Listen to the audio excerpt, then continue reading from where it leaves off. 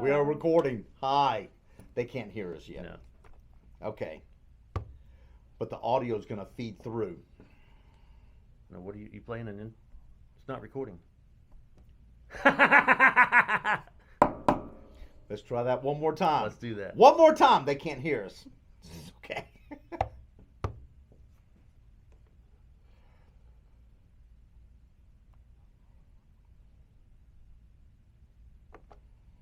Well, hello and happy holidays. As you can see from the video, if you're watching the video on YouTube, we kind of got a crazy start. Because it's been a while. Yeah. But it's okay. Here we are, Robert. Yes, here we are. Welcome, Jim Felder. You haven't seen him in a long time, and Jim is sporting a Santa Claus beard for the holidays. Yeah. You know, It's about a month and a half old. You know how long it takes me to grow something like that? Like 6 months. Oh, yeah.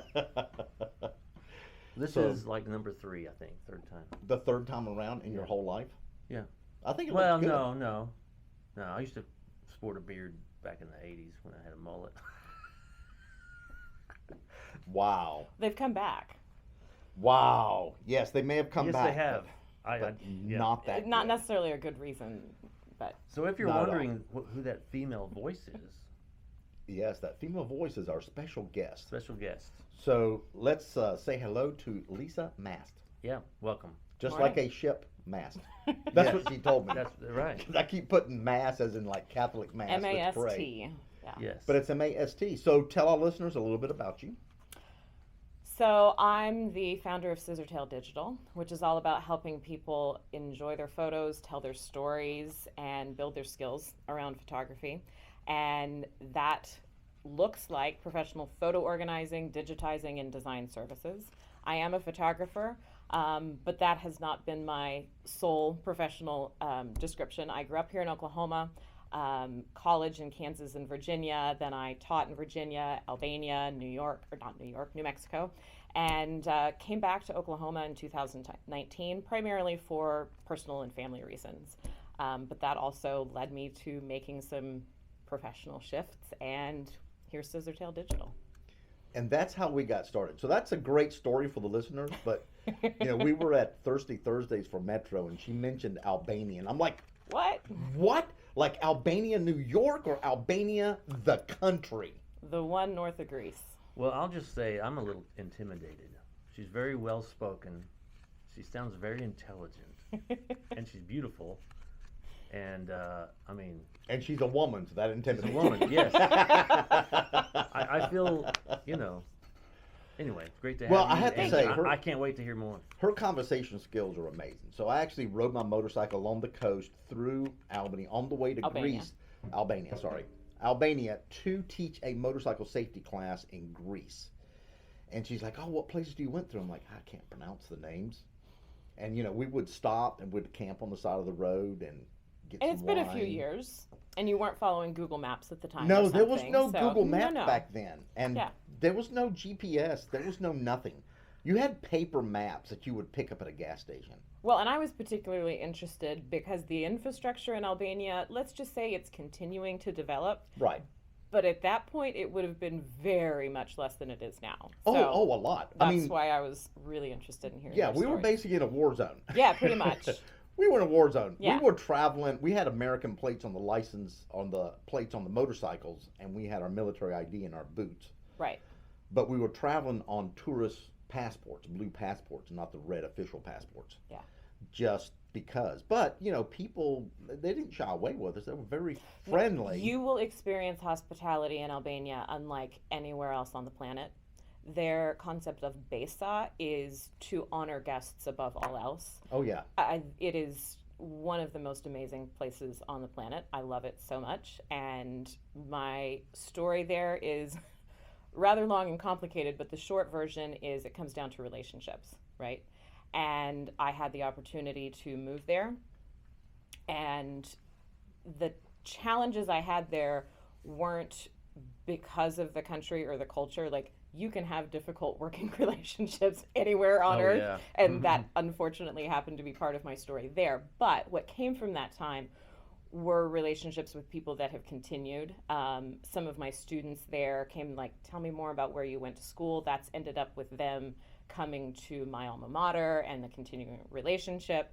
I've done some of my graduate research there. Yeah, that's a whole other podcast, is talking specifically about Albania.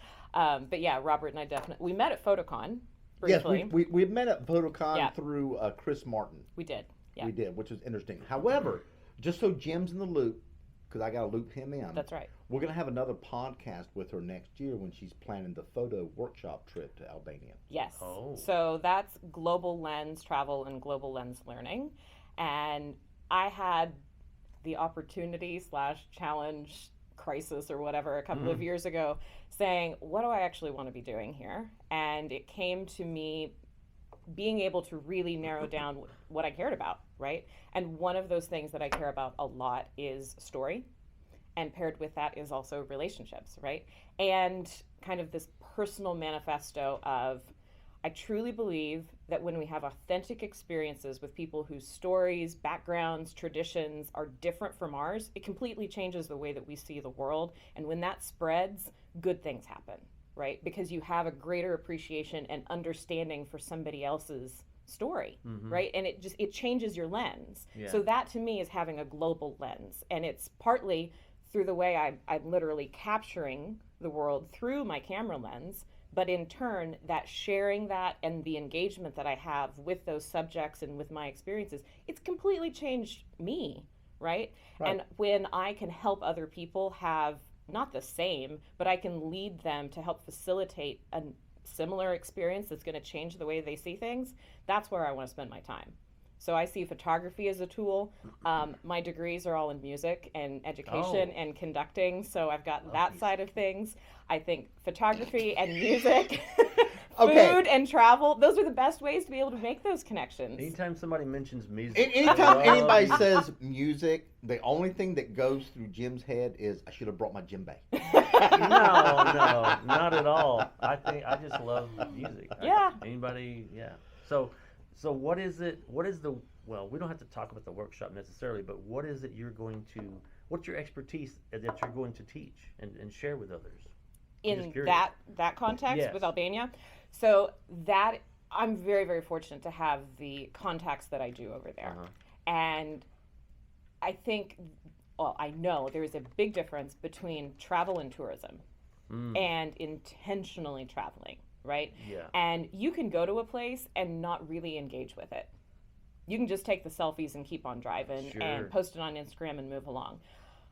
I want to help people be able to have like a 2-week experience of actually engaging with the culture, to hear people's stories. Like, let's talk about where Albania is kind of real like quick. intense street photography. Yeah, and really it is. Yeah. To possibly even be in people's homes because they're hospitable and they want that. To stay in small boutique hotels and guest houses. To go to places that you can't go if you don't know somebody. I'm right? seeing total video here. Yes. I'm like Yes. And music. documentary Yes. kind of video. Yeah, Well, and the food, Oh, and yeah. there's just so much there. And it's a place where, honestly, your dollars can make a difference, right? And And they go further. oh Yeah. my A goodness. lot When further. you can go to a place and be like, okay, what are the very best restaurants in the country? Okay, we're going to go to those, right? And also, like, you get souflace for like $1.50, which is like a hero or something, right? And I learned to love coffee in Albania because you can have a macchiato for 80 cents. I mean, and it's good coffee. There's more coffee bars in Albania than anywhere else in Europe. That's unfortunate because I hate coffee. Great. Going and having a coffee might also mean like fresh squeezed juice or something else. You don't have to have the coffee. Sure. Right? Milk. He's a milk drinker. And water. Milk and that's all he drinks. And then there's And nothing you wrong go. with that. Fruit smoothies. Yeah. Yes, I don't know if they have Jamba juice over in Albania. No. But they do have Albania fried chicken. Oh, hey, that's But good. I love actually, chicken. that is now officially a KFC. It had been AFC Oh, anyway. really? Yeah, it's right across from the old dictator's house. Yeah. Yeah, it's very crazy stuff. Okay, so with all those wonderful things, Teasers one of the for reasons future that all the episodes. teasers for Yeah. future Right. episodes, you know, being that it's the holiday season and the more we talk offline, her business is wrapped around, at least one portion that attracted me was backing up. Yeah. ensuring that the memories that you captured on trips to Albania or your family, friends during the holidays, that you're able to find those photos and do something with it later. And it's just not wrapped up in someone's iPhone that if they drop it, those images and memories are gone forever. So tell us a little bit about that. That's what I Right, think is photo really organizing. focused for photographers. Because the horror stories of photographers, oh, I edit on a laptop and I back up to a single hard drive that just fell off the couch when the dog jumped, and I lost 6 weddings I was working on. It's crazy that people do not understand backup systems. Right. So Until they until it's too late. forced to. circumstance forces them to, right? Yeah.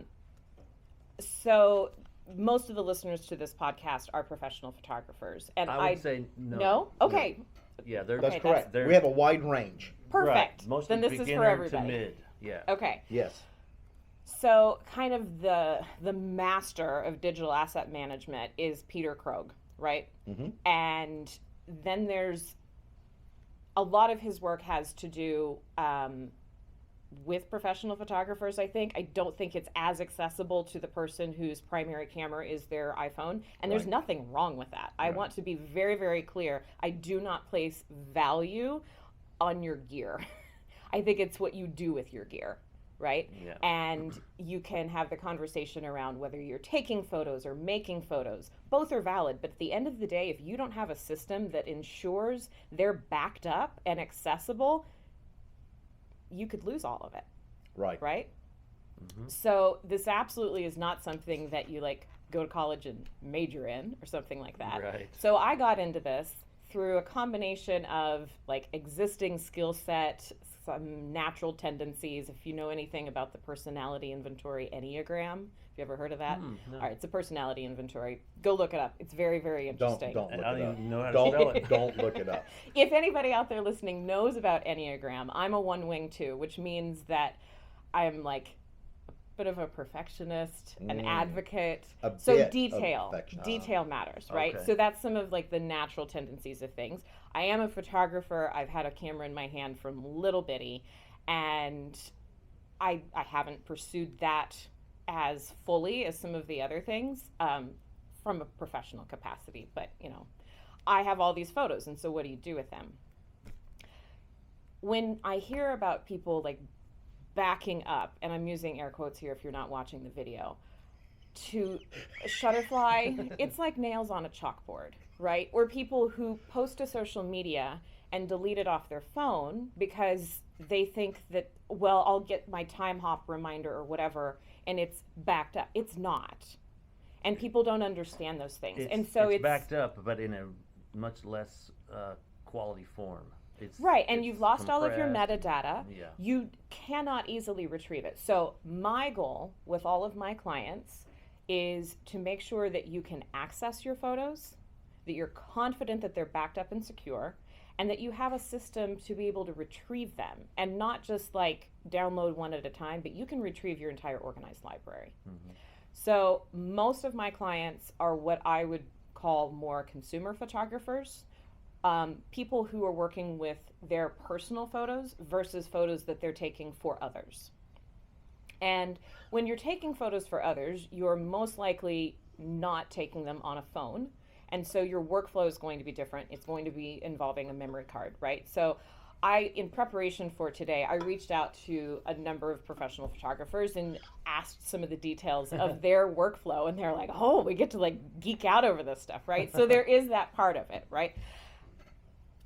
So a lot of folks, you have redundancies right from the beginning because you're shooting with a camera body that's got multiple card slots, right? Yes. But not everybody thinks to do that, or not every gear, not every camera has that option. Okay, that's a possibility. Then you're importing, then you're editing. You may be in RAW, you may just be in JPEG. And then what do you do with them moving forward? And how do you deliver them? All of those things are considerations. All right, that's more of like a professional workflow. But when you are taking them with your phone or whatever else, you don't have the same drive to that because you're not delivering them in the same capacity. And the other thing that I found really interesting, even when I reached out to a couple of pros in the last few days, they've got a professional workflow for their photos they're delivering. They've not put the same scrutiny to their own photos to the point that maybe they only had a sync turned on and then they lost the last year's photos. Ooh. Right? Like that sinking feeling when you lose images. Oh, right? Except for Robert Trawick. Master. I have had an iPhone Perfection. since the very first iPhone, and I have every photo backed up in the cloud and on my RAID system at home because I pull the images off my phone every month and a half. Right. And wipe my phone out because I take a lot of photos on my phone as well. Right. And so I back them up. And Yeah. it's crazy to think the amount of images, and obviously a lot of it is trash. Screenshots of like emails, that kind of stuff. But there's a lot of like travel photos or moment photos that were really cute. Hey, let's just take a quick shot at this restaurant. It would be hard to find those. Yeah. Unless because they're just in like it says iPhone and the day it was backed up. Right. But it is backed up, so I could hunt it down if I needed to. Right. But it's not as detailed as the client stuff that I do. Right. So my goal is to help people create a system that follows the 3-2-1 rule. So you've got 3 copies on at least 2 different forms of media, of different storage, with at least one of them being offsite or in the cloud. And that's like your target. There are other ways, like before you get to the optimal, but you want to make sure that they're organized and that they're accessible and retrievable. And I see accessible and retrievable as being a little bit different. Accessible is typically going to be cloud or, different ways, but you can get to them. And retrievable is that you can get everything back. And there are a lot of places that once they are up in whatever the system is, it's a lot of work to get them out of there. Well, which ones would you recommend? So every client, I start by asking, how are you currently using your photos and how do you want to use your photos? And then we make selections of services that meet those needs. So there are a lot of people who stay within the Adobe world and use Lightroom and all of that. That's completely valid. But for the average consumer client that I work with, they aren't going to touch that. That can be a substantial investment. Then you're dealing with catalog systems and all of that. So most of my current clients, we don't even go there. Okay. So I recommend a 4-step process of centralizing everything, getting it all in one place on an external hard drive. Then I go through and I cull duplicates. I have a current client that I'm working with. You're culling it? Yep. Oh, damn, I might need you. Yeah. Okay, I mean, like, I'm not going through in person, like, software helps. Software. I was going to say Software you helps. probably I've got Okay, some magic okay. software. Yeah. Yeah. But still, it takes time, and you've got to know the settings, and you've got to know what to look for, and you've got to have things set just right. I have a current project, friend of mine, military family. They'd been stationed overseas numerous times, 4 kids. They traveled a lot. She had backed up and backed up and backed up and backed up to the point that I have so far deleted over 1 terabyte of duplicates. Wow. Okay. But Okay. hey, I guess better that way than not back nothing. up. Right, but it still wasn't very usable because she everything like Everything there were was- so many copies of things, right? Yeah. Professional photographers, same thing, right? Like she's got a professional workflow. She's like, "Can you do my personal stuff? It's a hot mess." Right? She had a system for her job, but her personal stuff and 3 little kids, you do my personal stuff. I just can't go there, right? And so some cases 17 duplicates of the exact same image. And I'm not going through and saying, now here's a burst of photos, this is the best smile. That's on you to choose. Yeah. Right. And so I can set things for exact match. It's not only examining metadata, but it's examining the image as well. Now the one place that you can get off, if we're going to get into some of the technical stuff, is if it's something that you've posted to social media and then brought back down, it no longer has that metadata. right. And so somehow the image, it's not able to scan it in the same way. So sometimes there are going to be a few duplicates still hanging around that you catch every But you once get in the a while. majority But you of get the them. vast majority of Right. them. I almost always recommend then sorting to a chronological year-month system. And sometimes people have specific projects they want kept out, and we can do that, right? And then once those 1, 2, 3 steps are taken, we back up to multiple places. So if we've started by creating a photo hub on an external hard drive, then we start looking at cloud sources after that. And really, my most used service is Amazon Photos. Really? And I was surprised by that when I was I going got to ask into you it. about Amazon Photos because I've looked into, I can't remember what it's called, but the Amazon like frozen server. Like AJ or something? Isn't Yeah, it it's something? actually where it's a very inexpensive Or AWJ.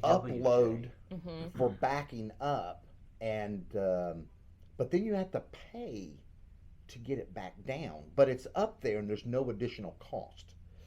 So I'm actually not familiar with that. We'll have to talk about that. Yeah, and it's AWS. Okay. Yes, yeah, I think But so. but in under the AWS, there's like I can't remember what it was called. It was like Frozen or something like that, and you basically pay to upload it, but then there's no additional cost for storage. Right. Yeah, it's kind of like a But then server you have to drive. pay to get it you back. can It's like actually a- link. You can put links to like images for your website. You know, Right. it's Right, that right. kind of deal. So years ago, when Google Photos really was popular, and it's still very, very popular, I was, oh, this is amazing. And like, I'd go to Albania, I'd be, look, these are all my photos on my phone. And like, oh, look, this was this thing from, years before when I had been there and pulling stuff up and I could share it and post it and text it and whatever. Oh, that's amazing. But it still didn't allow me the organization structure that I wanted, right? Because in Google, everything goes into one place. Right. Correct. If you also remember, you used to have Google Drive and Google Photos be connected, and then they parted ways. They're Yes. still under the umbrella now of Google One. Yeah, Google One. Google One. Yeah, and so Or that's no, I think they just changed it to wasn't it Workspace? Yeah, it's Google Workspace. right. They just Workspace, yeah. rebranded again. Anyhow, it's also no longer unlimited free storage. Yeah, they took that out. Right. So I always say that photo storage is always going to cost you something, whether it's your time, your personal information, or your money. So it's never going to be completely free. So when you see this free unlimited photo storage, you've got to understand what you're giving in return for that. So Shutterfly has got a really smart business model that they're like, free unlimited photo storage. You lose all of your metadata. So now it makes know that. catalog a lot harder. Yeah. And when you talk about that accessibility and that retrieval, man, to get things out of Shutterfly, just don't store your photos in Shutterfly. But it's really smart because when you store them with Shutterfly or any other printing service, because they're not the only one who pitches that, but they're the loudest. And they've been around the longest, and so people know about that. It's going to increase the likelihood that you print your photos with them Yes, and all of correct. their photo products. So from a business standpoint, it's very smart. From a storage standpoint, just don't. Yeah. Because just don't. Don't. So Google, there were things about it I loved. They do really have a fantastic search feature. Their AI is really good. But the reason that I prefer Amazon is if you're a Prime member, you have unlimited full resolution photo storage, and it also supports RAW. Wow, I didn't know that. But the Oh. kicker is that your organization that you create on your external hard drive and then add into Amazon Photos is maintained. So they have what I call 4 different windows for viewing your same image. So take a photo of us here together, and I take it on my phone. It's going to filter into Amazon Photos through the photo app. That's the first step, okay? Now, when I'm organizing a client, I will actually take all of their photos out of Amazon Photos and put them on the external hard drive and then wipe Amazon Photos. And that's like, oh, what, you're taking them away? Yes. But then you're gonna because organize I'm it organized locally. and put into the system, and then we'll have a maintenance workflow where that is maintained moving forward. Oh, okay? gotcha. and that then- hierarchy from the drive is maintained on. Yes, Wow, that's pretty because cool. they have Amazon Cloud Drive as well, which operates the way that like Google kind of used to, where it was Amazon or where your photos were part of your drive. So if I've taken our photo of us, I can view it through the Amazon Photos app on my phone, my iPad, whatever. And you're going to just see like your camera roll essentially. Right. Okay. They also have a Cloud Drive app, so you could view it through the Cloud Drive app as well. Okay. They also have a desktop app, which is where I upload everything, and it's compatible compatible for Mac and PC. And so it looks exactly the same as my external hard drive, and that's where I filter things up through there. And then you can also go to the browser and look at amazon.com/photos or /cloud drive. So you're able to see it through the phone app, through the desktop app, through the browser of /photos, and through the browser of /cloud drive. So you are paying for video storage. 5 gigs is included, but 100 gigs is only $20 a year. And then it's like within pennies of paying for a Dropbox when you're looking at terabytes of storage. So it's very, very affordable. And the best part is you can restore your entire photo library with 1 or 2 clicks out of Cloud Drive. I had a friend who accidentally, like, everything was completely done on her system. I hadn't done the work. She has a similar business to mine. She accidentally wiped her external hard drive. Ooh. But she was able to fully restore her entire organized library out of Amazon because she had already done the work of backing it up. So we have our external hard drive, then we're going to back up to most likely Amazon, and then it's a matter of the third location, which might be Dropbox. If you want to use Google, that great, but getting it out of Google, you're going to have tons of zip folders and you're going to have a bunch of junk files, and it's just an absolute nightmare to get your images out of Google, which is why I do not recommend Google any longer. And you don't have the benefit of it maintaining your organization. So you're talking about look into that. backing up your photos. When we started talking about backup, I was thinking of your internal hard drive and backing up your computer. So don't forget that. Yes. You have to have a system for that, but that's another podcast. We've talked about it in different episodes. But while I'm speaking, I'm going to have to leave. Okay. I have a leave? headshot in 30 minutes. I have to go to the house and do a headshot. Who's taking your headshot? No, I'm taking someone's. You've got a session. Yes, I have a session. Sorry. So, my alarm's going to go off in 2 minutes. Okay. But I wanted to pre-warn. So, Pre-warn. So I guess this would be a good time to leave, since I've said it. I mean, if you don't want to hang out with us anymore, that's I'd that's love all to. right. I'm going to miss out, but I'm going to listen to it. But Or watch it. what you were referencing about making sure that you have your hard drives and things linked, absolutely, that is part of that. What I've described is one piece, particularly more for people who are focusing on their personal photo collection.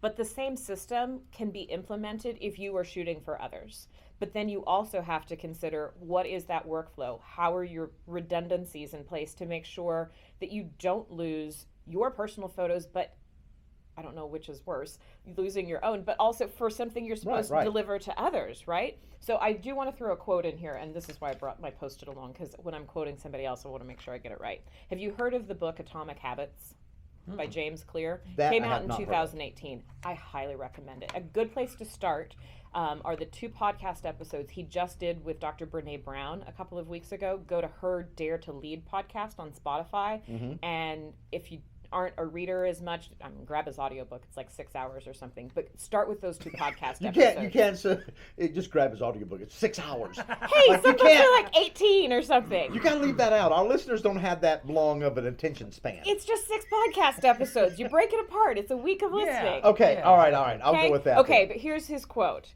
You do not rise to the level of your goals. You fall to the level of your systems. And I think this is a perfect example of that, because if you don't have a system in place, it doesn't matter what your goals are. If you lose your images, we live in Oklahoma, Tornado Alley. Yeah. Like, there's not a storm that happens that there isn't some sort of coverage of a wedding photo ending up miles away, states away, or what whatever, happened that in just Kentucky. happened. Just happened right? in Kentucky, yes. And I'm sure they're absolutely individuals, but there's a really good chance that somebody who shoots for others, that they lost stuff too. And so you've got to make sure that you have redundancies in place, but you can't just have them on site. Like, you can have 6 different drives, but if they're in the same location and something happens, it doesn't have to just be a tornado. It can be a water leak. It can be a coffee spill. It can be the dog. Yeah. It can be a toddler. It can just be that technology fails. Right. And you have to have redundancies in place.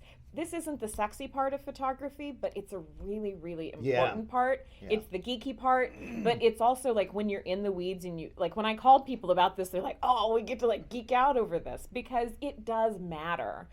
But it's not as fun as like, But ooh, you look don't at this see- new lens I got. Right, you don't see the people on Right. Instagram going, look at my new backup hard drive. Yeah. I Right. just got my You new just backup don't. hard drive. Look how sexy this is. No one cares. We could start a trend. You know what? We'll That- come up with a hashtag. Right. Sexy backup. Right. Or sec. I can see a, Or no. I can see a lot of sexy back, and people are gonna forget that. No. Oh, Okay, God. well, it does have an explicit And rating then on the it'll be podcast, then it'll so. be sexy back down, sexy Nope, back okay, we're front. just gonna stop that. All right, well, Jim's gonna take off, go All get his right, headshot so, done. I'm gonna plug you up. See you next time, peeps. All right, he's gonna unplug and jet. I think that's my microphone. He has the cool microphone. But Jim is quite the busy guy. So if you guys need headshots, remember to call Robert Trewick because I'm not as busy. That's a lie. That's a lie. Well, it was great to meet you, Great Lisa. to meet you. We will talk more later. All right. All right, love you, bud. See you later. See you. Okay, so that was awesome, and I'm kind of liking that hashtag. Hey, let me sit on this side. I shouldn't improvise. I'm gonna move over here to the side so we can have Yes. a better visual. Oh my God, my legs were cramping on that little stool. Oh, Jim just set up a little bit better. Okay, so speaking of the backup systems, and before at the end of the podcast, I'm gonna give you a new business model. I'm Okay. gonna give you a new business idea. Okay. I don't want to do it yet because other listeners have heard it. You may have heard it on some episodes, but probably not. So let's talk about this ebook you have out. I do have an ebook out, yeah. And it just got released. It just dropped like last. Is that what the Yeah. kids call it? They call it Sure, drop. they dropped, yeah. It just dropped last Mhm. week. So Yeah, fill us in launched. on the PDF. Right. Now, did you do it as a PDF book or It's a PDF. or a EPUB? It's a PDF. Okay, I'm just asking Yeah. because I use iBooks on my Right.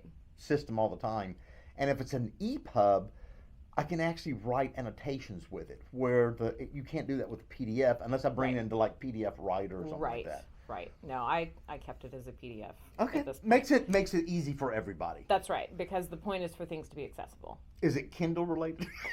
No, it has nothing to do with Kindle, Robert.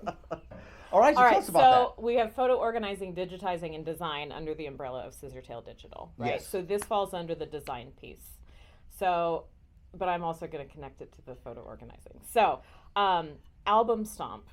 Yes, I You've have heard of Blog Stomp? absolutely, and that's been around for It has been for a while. 15, 16 years. I think they started the company in like 2006.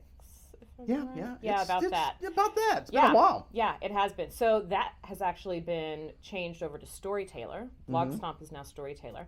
And I've gotten to know the founder of Stomp Software, Chip Gillespie. He's still alive. Yeah, yeah, Just joking. about my age. Yeah, In 15 years, a lot happens in photography. Okay. yeah.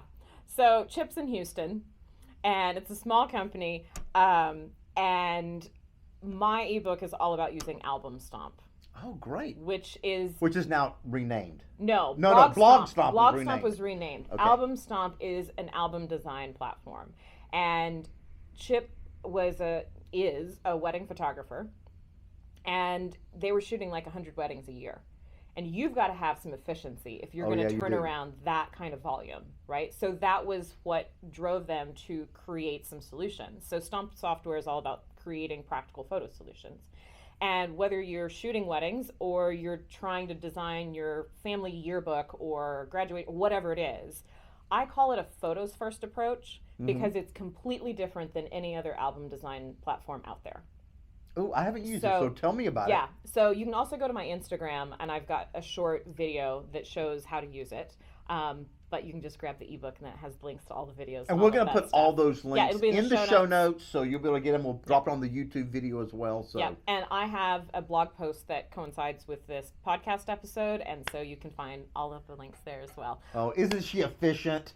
Hey, I got to live up to the organized part, right? So let's say that you want to spread with 7 images. You select the images, you literally drag and drop them and toggle through. It automatically creates your designs, and then you can adjust the layout. You can easily swap photos. It's super, super fast. Chip actually put out a video creating a 20-page album in 2 minutes. I like that. Yeah.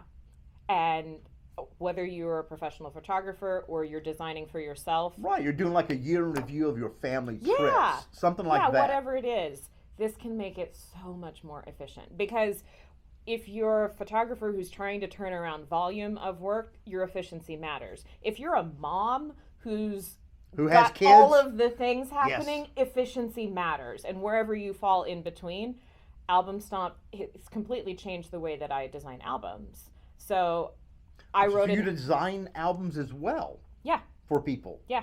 So that falls under your umbrella. Yep, of design. Wow. So what is it that you don't do under that umbrella? Currently, I am not providing sessions for others. I'm not shooting images. My work under Scissortail Digital starts when somebody else has already clicked the shutter. Oh, awesome. But we're going to add those photo shoots Yeah, those later. other things are coming, but for now. Well, I mean, because you would want to have like a current photo of the family for their album for 2022. Right, but And here's you could the just other add thing, that Robert. on. I work remotely with people over the country. I'm not just working with Oklahoma clients. The majority of my clients are outside of Oklahoma because I'm able to work remotely via screen share. Well, you know, we did fashion photography remotely during 2020. Did you ever see any of that? No. I can't remember. I think it was either Vogue or Elle magazine.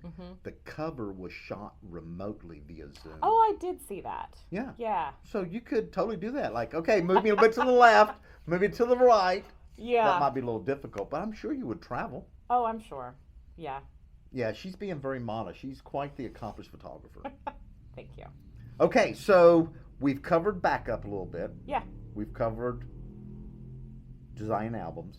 Right. So the other thing that comes with this, I walk you through step by step. It's under 20 pages. Like it's not hard to figure out, but it's a different workflow than what you're probably used to because we're typically accustomed to either just taking the images in and working from scratch or working with templates. Right. And they did start in working in Photoshop. And so they started like to create templates and things from that. And then they changed the workflow entirely and they're now at Album Stomp 2. And I will also say that I love how receptive they are to feedback. I was just on the phone with Chip yesterday. We were having an issue with a formatting piece and he was like, great, I'm going to take that to our developer team this week and we're going to work at finding a solution to that. But you can get that with a small company. You can. With right. larger companies, Right. I mean, they may be open to suggestions. Right. That doesn't mean that it's going to funnel to the Exactly. developers. Right. And I also recognize, like, I have his phone number. It doesn't come with the purchase of the software, right? But We'll you be can posting contact Chip's me. phone number online. But when you purchase the ebook, you also get a code for a 30% discount on Album Stomp, which is $99. So that's a nice savings. Oh, that's a great And that's savings. better than this discount code that you'll find like on their social media and stuff like that right now. So you can get 30% off with my code. And also Album Proofer. So if you are designing albums for others, Right. that's Album Stomp is a one-time purchase. Album Proofer is a $49 annual subscription. And it's a great way to be able to deliver your albums to your clients. They can check on each spread and give feedback on each spread if there need to be any changes or whatever made, and you get the approval, and it's secure. So that's a fantastic service. Can they click on an image, like maybe X an image and say, hey, can you change this one out? No, they would just leave comments. There's a comment box. Because a lot of times, you know, the comments that or the way we talk as photographers in changing out images isn't the way a family talks. Right. And sometimes I've had to call them up and say, listen, I've Which looked one at the do you mean? comments, but like, which one do you mean? Or No, and that's good you know. feedback. Like, I'll take that to Chip. You know, because if they could actually like click an image right. and put an X and it would on have it, a number or and it would have a something like number, that. Yeah. you could say change image Yeah. number 1. Yeah, no, that's good feedback. You know, especially when you do the layouts and you're doing vertical, horizontals, or squares. Right. They'll go, oh, can you take this image out, but put the one where, and it's like, okay, well, that's a horizontal. This one's a vertical. Right. Now I'm going to have to crop or redesign that page. Right. So it would be nice to have some kind of note like that. Those edits can happen pretty easily within Album Stomp, so you can drag the edges. Like the mask, basically, of Yes, it. you can adjust, and you can also click within it and change your aspect ratio. So if you want to lock great. it in there, you can as well. So hopefully that would make those edits not terribly complicated. But then the other thing that I love that they offer for photo organizing is a new JPEG compression optimizing software called Space Saver. So if you have an image and it's like 11, 12 megabytes or something, you can run it through Space Saver, and you're not going to lose any of your resolution or image quality, and you'll probably see it at about 3 to 5 megabytes. Is this using that new JPEG 2000 format? Do you know? I don't think so. There's. You know what I'm talking about, right? It came out. Well, did it come out in 2000 or? I think they called it JPEG 2000, but it came out in like 2006 or 2007, where it's a new JPEG, but it just never caught on. No, it's not that. Like, they've got their own proprietary wizardry. And there was someone, professional photographer, who just wrote a full review. I'll link that on the blog post as well, that you can see. And, like, they've got charts and graphs and show like how Space Saver stacks up to similar services, and why they preferred Space Saver. Yeah, that'd be good, because photographers love to look at charts, but we're still going to go with the cheapest one.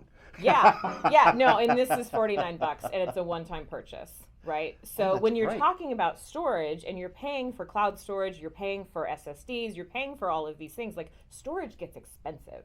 So you're not going to be able to cut down your RAW files, but your JPEGs, you can cut down on how much storage space they take. So most consumers, you're going to just be shooting JPEG. Dandy. All of your photos suddenly are going to take less storage space, which is fantastic. It's going to save you money. Yeah, absolutely. So it's a simple way to work into your workflow and save you space and save you money. Oh my God. Well, that sounds excellent. So, you know, while we're on the conversation, you have an ebook out. I do. You've got a blog, and you're doing all this fancy stuff remotely. Have you thought about teaching any workshops for photographers on backup systems? Yeah, that's probably coming in 22. But that's in 2 weeks, by the way. It's a week and a half, right? just FYI. Yeah. Doesn't mean it's launching January 1st, but already I do provide one-on-one coaching. So I can either do the work for you. With a professional photographer, we would most likely need to be working together on that, right? So I can come in and I can organize all your photos for you. Or we can work together, and I'll do some coaching, you'll have some homework, or I can also recommend a course that will just show you how to do it.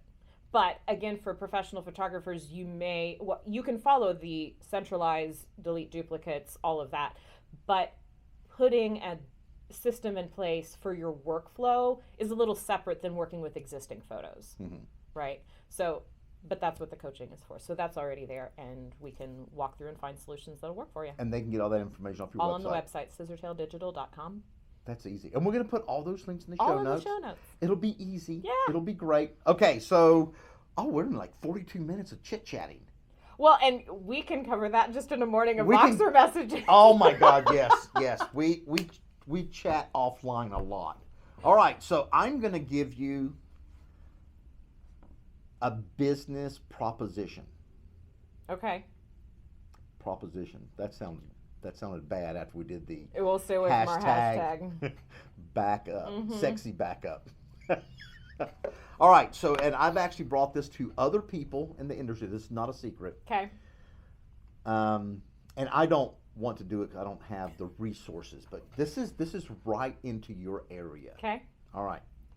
So I'm a professional photographer, and in my system right now, backed up, I can find any image I shot for a client in 10 minutes or less, going all the way back to 2009. Yeah. Okay. Very easily.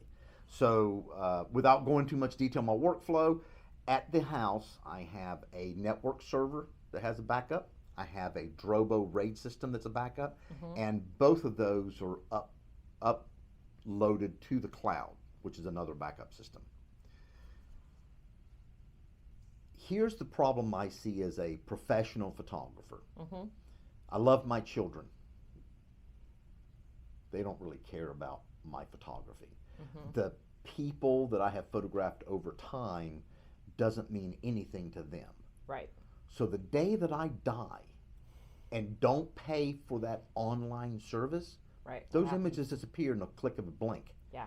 And then they're going to go into my office and they're going to look at these hard drives and probably trash them or give them to their friends that are going to get wiped and formatted in one click. And the computer's going to have the same thing. So all of the images that I have, it's not going to be physical where, you know, my aunt is 80 and she is very active for 80. She runs a very successful company. Yeah. But it's not going to be too much later than not that I'm going to have to go and take care of her in North Carolina. And while she's done some purging, there are boxes and boxes and slides of images. So when you look at that, it's harder to throw that away than it is to take an electronic hard drive and just pitch it in the trash, and it could have thousands of images on it. So here's the proposition. I would love a company that would provide me free online backup for my life. Okay? Because who doesn't want free? Yeah. Right? Here's where the company makes its money on the back end after I'm dead. I sign over my copyright to that company for the images they have backed up. Oh, okay. So once I'm dead, then that company owns those images, and they can either reach out to those clients directly and resell those images or set them up as stock photography or whatever the case may be. Now, obviously, that's a long tail investment, but I mean, you get a couple of like the photographers from Metro Camera, which we affectionately call God's waiting room, and that could only be like a 2-year, 3-year return. It could be pretty quick. Right, but I would suspect that there might be personal images that your family might not entirely be on board with those being within the public domain or stock. Well, yeah, but that space. would be something where I'm thinking on the professional side. Okay, So right. think of it like Trawick Images of a Sure. business Right, enters a contractual agreement with ABC Storage right. that you'll take over the copyright. And then here's the thing, a lot of photographers are going to go, no, I don't want that happening because I have, you know, residual income from like gallery or whatever. Okay, those just don't get uploaded to that system. Right. But I mean, routinely, I'm shooting 250,000 images a year. And that For is there a lot. to be something that happens. Well, interestingly, Correct. Oh, my interesting enough. focus for first quarter is legacy. For Legacy? 22. Yes, yes. Is that so going to be another, some of those another PDF? things, we'll see. Look, my goal is to help people actually use their photos. I think the projection was 1.4 trillion images to be taken in 2021. Wow. Just this year. That's a lot of photos. It is. And then you combine that with the fact that a lot of those have emotion attached to them and they matter. Right. You can get overwhelmed pretty quickly because you don't know where to start, right? So that's part of the drive of this business, is to help people sort that out. And it's also way easier to help somebody else with their images than have to deal with your own sometimes, right? Yes, so it it gives is. me more, I have more objectivity when I'm working with somebody else's images because they aren't my stories and memories, right? So that's part one. And then what you're talking about is like all of this stuff. What do you do with it? Well, some of it you digitize so that it is more accessible, right? So that's another service I provide. But it comes down to people actually being able to use and enjoy their photos, because so many of them, they just like languish on a hard drive, or even if you've invested and prioritized professional photography, maybe you post a couple to social media, maybe you print them, maybe you don't, but get them into photo books. Like, the likelihood that you will engage with them is far greater when it's tactile. Now, yes, I believe that to be true, but I almost think that's our generation. Like, my kids take, I guess in my mind, I feel that if you have a phone and you're going to use it, my kids basically use their phone as their, I've given them great cameras. Yeah. And they just use their phone because it's convenient, and Sure. that's how they've grown up. They're internet natives. They grew up on the internet. And I try and explain to them, like, if you took the time to take it out of your pocket and take a photo, even if it's a silly photo, it had some link to an emotion to it, and you should take the time to back that stuff up. And my youngest one, Shannon, love her to death, but she goes through phones the way most people do socks and underwear. And it's like, it's no big deal. Well, and some things you're not going to learn until you get to a point where you lose something of value. So some things you just have to Something have, of great value. right. Life Something. lessons are going to have to just come Right. along. I mean, there were things that we didn't value that our parents' generation, whatever. Like that's part of life. If I growing had up, my right? if I had my freaking LPs and 45s and my baseball cards, if Right. I'd have kept those, You'd be wealthy. I would be wealthy right now. But you also have to use technology to your advantage to automate things as much as possible so that it isn't this like cumbersome workflow of having to plug in and like and that's perhaps a generational thing. It's also just an efficiency. Like we value automation and Oh, things yes. being as easy as possible too. Yes.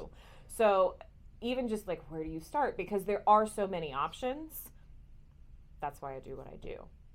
I would love for 2022. We're Mhm. focusing a lot more on education. Yeah.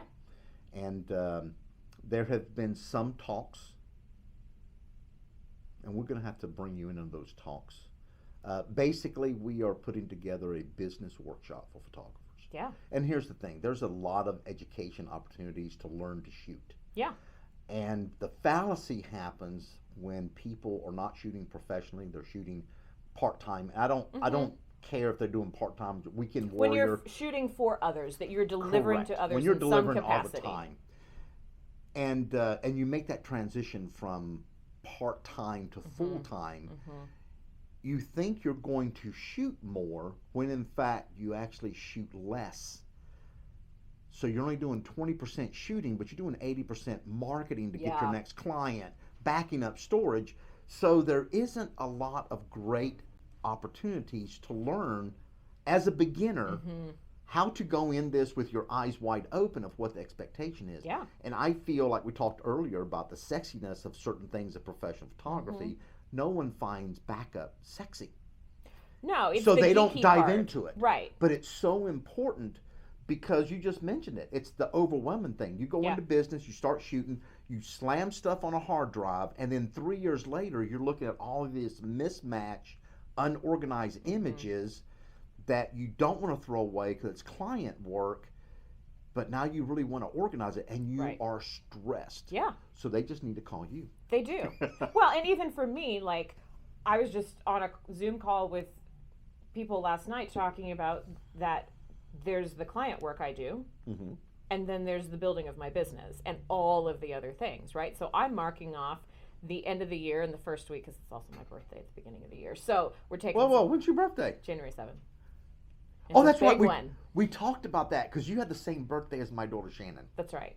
Yes, that's Three Kings Day in Spain, FYI. That's right. Yeah, I turned 40. And they actually celebrate in Albania, by the way. Yes. Just- They like a party. They love a party. If all there's of a reason Europe- to celebrate. All of Yeah. Europe loves a party. Yeah. We have all kinds of.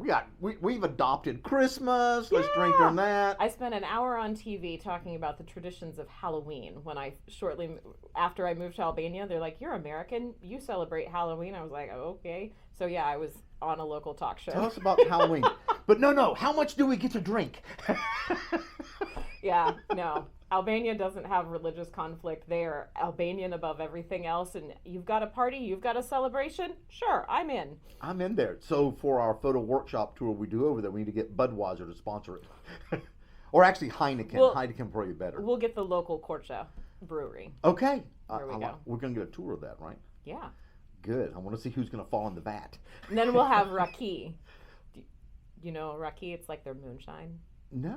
I actually have a bottle at home. It's the homebrewed stuff. We'll get together. We'll have some raki.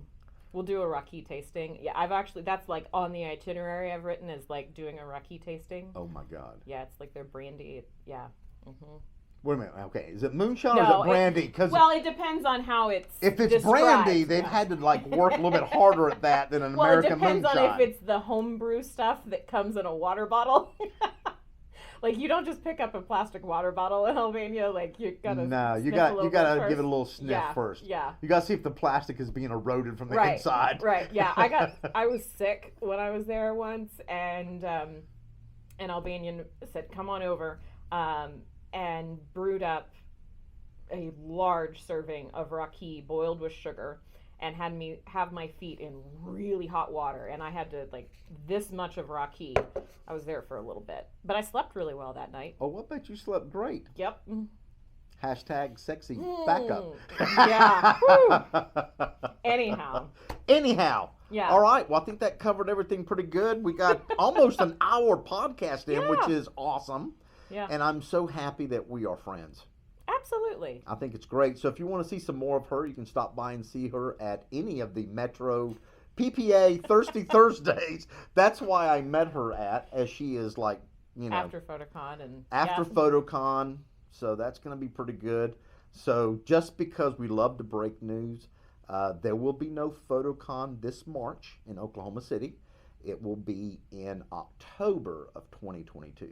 Like it was this year. But we had talked about having a live virtual event in March, but we have since scratched that. Bedford's gave me the word yesterday, and they'll be pushing just the in-person one next October. Yeah.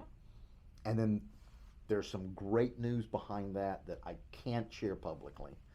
Because we'll talk later. But we'll talk later. And then come back for an update. Let's just say when you see the official registration for PhotoCon 2022, you better get your tickets because it's going to be off the chain. Well, 21 was pretty good. 21 was pretty good. But we're leveling up. Oh, it's seriously level up. Okay. It is. When I tell you, you're going to go, ah! It's going to be crazy. It's going to be great. God, it'd be really good to have you speak at that too. That would be so awesome. Yeah. Talking about backup. The important thing, I think, when people have questions, whether you're getting into this or you've been at it for a while and you're overwhelmed, is to have a conversation, right? Right. And so I'm happy to have those conversations. Love to sit down with a cup of coffee, and it doesn't matter if you're Oklahoma or not. Like, that's what technology is for. We can connect and do screen share and all of that jazz and find solutions, because you don't have to figure this out all on your own. Like, people have come before you and figured it out. And there are a ton of people that I learned from. I love it. Okay, yeah. So before we head out, what would you like to leave our listeners with? Give them some advice. Now, not everybody's a professional photographer. No. We have photographers of all kind. Yeah, but absolutely. What advice would... So we're going into the holidays. Yes, we are. So I'll try to gear it specifically to that. And this is, I'm giving you the advice that I'm trying to give myself going into this. Oh, that's right? really hard. Because I'm the photographer in the family, right? And if I don't set intentions around photography, there's a good chance those things won't be captured. Right. So what I'm trying to go into the holidays with is thinking ahead to what stories do I want to capture. Okay. We're all going to be at my parents'. My nephews are almost 2 and 6.5. And also, they love that I'm a photographer. And Luke especially, he's the 6-year-old. He's learned how to use my cameras from a very, very young age. Like, we had a whole family trip to Australia a couple of years ago, and he knew every single one of my cameras. He knew how to plug them in and charge them, and he's a fantastic assistant. There's a fun photo of him on my website. He loves to use the gear, and his little brother's coming up right behind him. He grabs the GoPro and runs all over. So I want to be intentional about capturing, like, that Christmas morning. Mm-hmm. And so making stuff, just planning ahead, making sure that stuff is charged, that your cards are clear. Just do a little prep work now before the end of the week and whatever your holiday schedule looks like, so that you're not frantic about it. So much of this work about organizing is having a plan in place so that you can enjoy the process of creating and enjoying those images, and that you aren't frantic in whatever reason brought that about, right? So think ahead and have a shot list in your mind, and then set it up so that that can happen. That means having your camera at your side, or setting something up and have a remote, or just set up a camera and let it record and then be done with it and be present as much as possible, right? So plan ahead a little bit and it can pay off. I do love that advice, because a lot of people don't do that, and then it'll happen at the last minute where it's like, oh, hey, we'll get your camera out, we're going to open up presents. Like, well, my battery's not charged. I need to import this card because I didn't import it yet. I got to do this. I need 20 minutes that winds up turning into 40 minutes Robert time. And then, so if you do it like a few hours before, a few days before, and be prepared. Yeah. And honestly, Christmas mornings, my kids are grown, so I don't really have that moment anymore. But, you know, setting up your camera I don't even do the videos. I just do like the time. What do you call it? The Time lapse. Time lapse. Sure. Have it go off People every are 5 flying minutes. everywhere. People are flying Yeah, everywhere. yeah. It works good. Well, and be aware of what the lighting's going to be and what time of day, or where are you positioning things, where are the windows. Just be aware of those things. And sometimes we take that stuff for granted, as always knowing. But no matter what your experience level is, like, taking those things into consideration is going to mean that you are more satisfied with your result. Wow, that's just a little bit of planning. And hey, like I said, this is me telling me what I'm needing to hear, right? Because I've done all of those things too, of like, oh crap, like I didn't check out in the car, just like, yeah, all of those things. And then you're frantic and stressed, and you want the images and the other people want them in the long run, but they're less invested at the moment. And they are, because they're opening up presents. Yeah. They don't really care about the photos, but then after they get that one picture that, they want to put on their TikTok so they can be famous, and they got the Gucci boots, then it's like, well, where's that picture? Oh, well, that's blurry. Right. Or the photo isn't that great. Now you've just completely ruined Christmas for them because they can't brag to their friends on TikTok. I want to give just a couple of quick practical tips. Oh, no, absolutely. So practical if you're tips. On an iPhone, you may not know about HEIC format. Oh, God, please talk about that. Please talk about it. Okay, so we all know that Apple likes to make things proprietary and more complicated. So HEIC format is an optimized image format that only works within the Apple ecosystem. And Correct. It's starting to be accepted a few more places. But you take those images and they're just don't go into your camera settings to the format, change it to most compatible, which will make it be JPEG format again. So if you have an iPhone, please change from HEIC. Now, if you already have shot a lot in HEIC because you didn't realize that, there is a free converter that I use. Go to iMazing, HEIC converter. There's a link to it on my website. Go to my links page, scissortaildigital.com/links. Wow, you've done this before. Yeah, I have. So you can easily just drop things in there, hit convert, and it will automatically convert those to JPEG. It's completely free, and that's what I use. Another hack is if you use Dropbox on your phone to funnel your images from your phone to your computer, it will automatically convert them from HEIC to JPEG, so you don't have to do that. I do not know that. So that's another workflow that I will use sometimes. Again, like I'm always asking people what they're currently using and how we want to change things. So some people, we might not run your images through Amazon Photos to get them onto your computer. We might run them through Dropbox. If you have a bunch of HEIC, that can be an advantage. One of the advantages of running through Amazon, though, your phone photos will automatically be renamed to the date stamped into the file name. Oh, so it pulls up the metadata from the capture. Yep. Yeah, that'd be nice because the name of the iPhone images it's just like IMG or whatever. Well, yeah, but it depends on what you do, because I have several phone apps that I use depending on what I'm shooting. And like the naming structure is crazy, and especially if someone sends you an image and it happens to have the same file name as one you already in your library, it changes to like XYZ MK whatever. It's really nuts. Right. So that's one of the nice things. So I actually go over those things of getting started in Amazon Photos and some of those benefits. If you go and subscribe to my email newsletter, which I don't spam, just you get occasional things. You get my free PDF straight to your inbox that gets you started. And I haven't said this publicly yet. You get an exclusive here. An exclusive, yes. Coming in first quarter. I don't have an exact launch date. Hashtag sexy backup. Is a full detailed course on using Amazon Photos.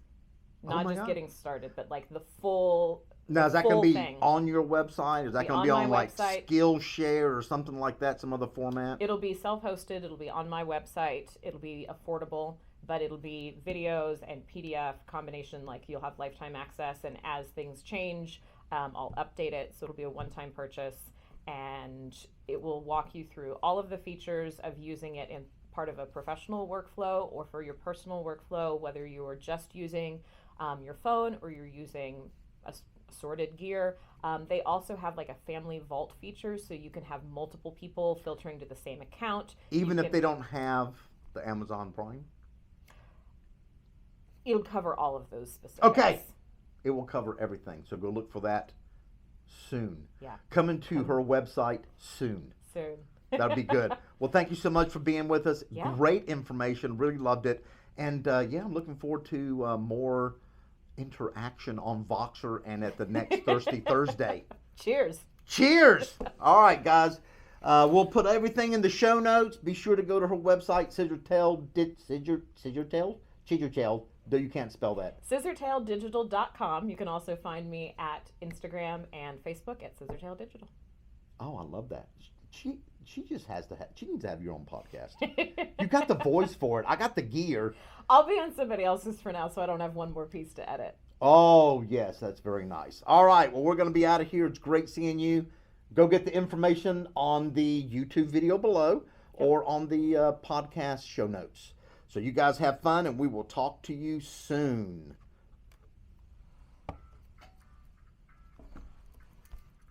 And we can talk. We're offline.